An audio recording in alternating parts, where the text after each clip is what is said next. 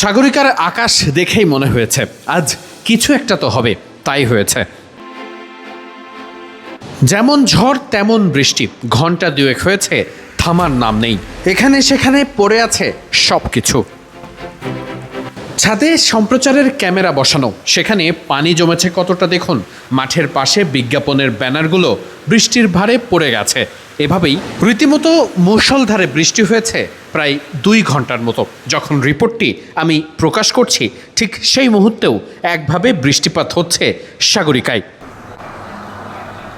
একটা সময় বৃষ্টির মধ্যেই গ্রাউন্ডস কর্মীরা মাঠে নেমে আসেন। এক নল হ্যান্ড ওয়াশ, ডুয়েল সিলভারের শক্তি ও 8টি ভিটামিন সমৃদ্ধ, যা টাফেস্ট জীবাণু থেকে দেয় 100% শক্তিশালী। বাইরে তখন তুমুল বৃষ্টি, একই সাথে বজ্রপাত হচ্ছে। সেসব কিছু উপেক্ষা করে মাঠকর্মীরা এভাবেই মাঠে নেমে আসেন, কারণ আগামীকালই ম্যাচ।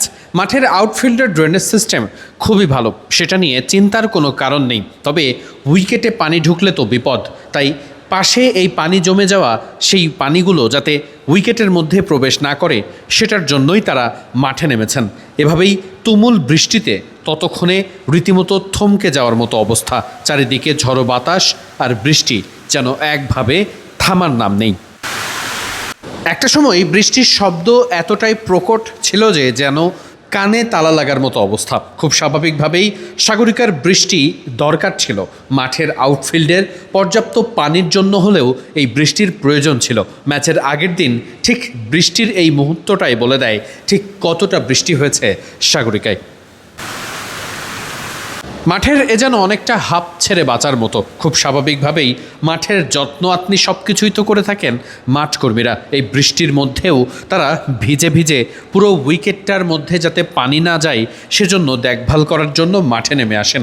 কোথায় কতটুকু পানি জমছে, কোথা থেকে পানি কোথায় যাচ্ছে একেবারে খালি চোখে দেখে সেগুলো তদারকি করতেও শুরু করেন মাঠ কর্মীরা। আবেদন বুঝি এটাকেই বলে।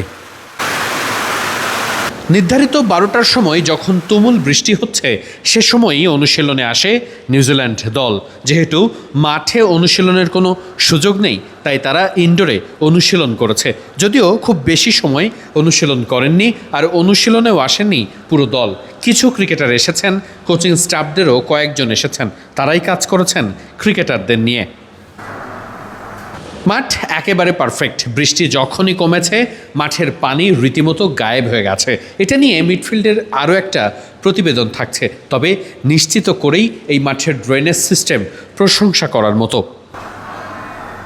এমন বৃষ্টি দেখে দর্শকদের এখন একটাই চাওয়া, ম্যাচের দিন যাতে এমন বৃষ্টি না থাকে। কারণ গ্যালারিতে বাংলাদেশ তুলে রব তোলার জন্য দর্শকরা তো ইতিমধ্যে টিকিট কেটে ফেলেছেন।